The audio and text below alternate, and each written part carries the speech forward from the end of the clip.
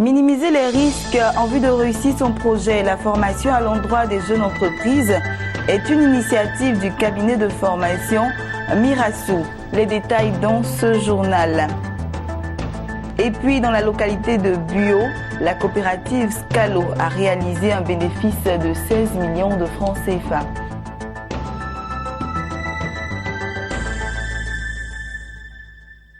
Voici pour le sommaire. Bonsoir à tous et merci de vous informer sur Business 24 Africa.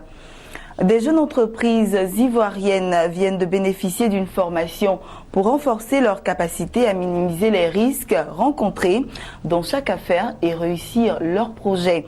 Plusieurs chefs d'entreprise confirmés sont venus partager leurs expériences à ce sujet. L'initiative est du cabinet de formation Mirassou Consulting. Notre reporter Lawani Babatunde. En Côte d'Ivoire, plus de la moitié des entreprises disparaissent 3 ans après leur création. Cette situation interpelle plus d'un aujourd'hui. Le cabinet de formation Mirassou Consulting s'est donc engagé à œuvrer pour la pérennité de petites et moyennes entreprises. À son initiative, ces dizaines de jeunes entrepreneurs ont rencontré et échangé avec plusieurs chefs d'entreprise confirmés. De leurs expériences, ils ont appris à minimiser les risques pour réussir leur projet d'entreprise. Je pense que chaque chose est liée à un risque et chaque risque peut être minimisé d'une certaine manière, notamment avec une bonne planification, une bonne mise en question de l'idée, du plan de développement et à tout niveau de l'entreprise, je pense, et à tout moment de son évolution, il faut toujours se poser les mêmes questions.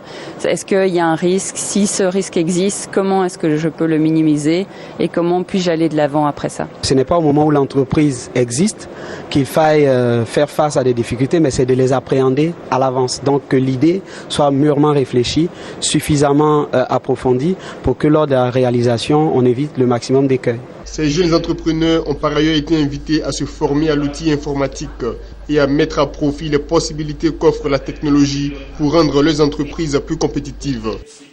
Nous sommes à l'ère du numérique, nous sommes à l'ère où toutes les entreprises qui veulent réellement se faire une place sur le marché, se maintenir sur le marché et également grandir, doivent réellement faire usage de la technologie parce que la technologie est un moyen efficace aujourd'hui de se distinguer de la concurrence. Après échange et partage d'expériences, participants et organisateurs se réjouissent d'une telle action en faveur des PME. En partageant des expériences avec des aînés, avec des entreprises qui ont déjà exercé dans le domaine, inévitablement, on peut éviter toute une série de risques. Je pense que de temps en temps, les gens doivent pouvoir organiser ce type de formation pour permettre aux entrepreneurs d'être suffisamment armés pour affronter la réalité sur le terrain. Depuis ces dernières années, la Côte d'Ivoire a engagé plusieurs réformes fiscales et juridiques pour faciliter la création d'entreprises. Des réformes qui ont eu pour conséquence la naissance de plusieurs entreprises privées. Reste maintenant à ces nouvelles entreprises de survivre aux difficultés des premières années d'existence. Dans la zone cacaoyère de Buyo, c'est dans le sud-ouest de la Côte d'Ivoire, la coopérative Scalo était en assemblée générale ordinaire.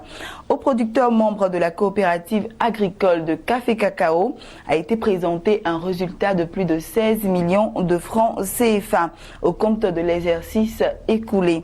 La rencontre s'est déroulée à Loboville, localité située à 15 km de Buyo, le chef-lieu de département. Koné Mamadou, Jean-Paul Adomon.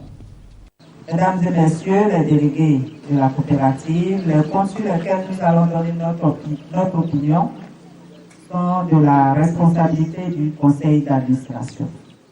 En présence des producteurs membres, des autorités et des partenaires techniques, Scalo Copsia est en assemblée générale. Dans le rapport moral et financier présenté, M. Kenda Saïdou et Kouadio Olivier, respectivement président du conseil d'administration et directeur de la société coopérative, il ressort que la société coopérative qui revendique 1082 membres a commercialisé plus de 2792,49 tonnes de fèves de cacao pour une prévision de 2000 tonnes, réalisant un résultat net de plus de 16 millions de francs CFA. À l'entendre, pour atteindre ces performances, le conseil d'administration a mené de nombreuses actions, dont notamment la sensibilisation des producteurs aux bonnes pratiques agricoles, l'adhésion au projet de durabilité à travers la certification pour la production de cacao de bonne qualité. Pour la nouvelle campagne, les deux responsables de la coopérative ont promis commercialiser 3500 tonnes de cacao certifiés, acquérir des véhicules neufs de ramassage et permettre aux membres de bénéficier d'intrants. Ils n'ont pas manqué d'engrainer les difficultés rencontrées par la coopérative lors de l'exercice écoulé. Ce sont entre autres les mauvais états des pistes de ramassage et l'insécurité sur les pistes, la concurrence déloyale des pisteurs, le vieillissement du verger et du parc auto, avec en prime le manque de financement et l'infidélité de certains producteurs. Le délégué régional du café cacao, Fadiga Ndeye Mamadou, a invité les producteurs à faire du cacao de qualité et à respecter le prix de 1000 francs CFA le kilogramme avant d'exhorter les coopérateurs à faire de leur structure une véritable entreprise. Il a surtout exhorté les dirigeants de la coopérative à faire sienne les valeurs de probité, de rigueur et de transparence dans la gestion de la société. Le sous-préfet de Buyo, Boakari Koulibaly, a pour sa part demandé aux partenaires d'accentuer la sensibilisation auprès des producteurs afin qu'ils acquièrent les différentes pratiques agricoles, non sans les inviter à la fidélité et au professionnalisme. Le sous-préfet a demandé aux autres coopératives de suivre l'exemple de Scalo en organisant leur assemblée générale pour rendre compte de leur gestion. Voilà, terminons avec cette information en bref et en images. La Banque mondiale a abaissé ses prévisions de croissance pour l'Afrique subsaharienne en 2016 à 2,5% contre de précédentes estimations de 3,3% en avril et de 4,2% en janvier. Les pays exportateurs de pétrole en Afrique subsaharienne seront particulièrement touchés par le ralentissement économique.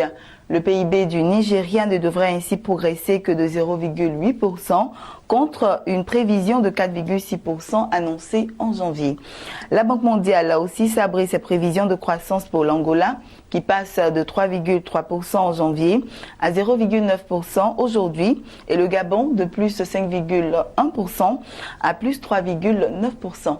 Voilà, c'était le journal de la rédaction. Excellente suite de programmes sur Business 24 Africa, la chaîne de l'économie.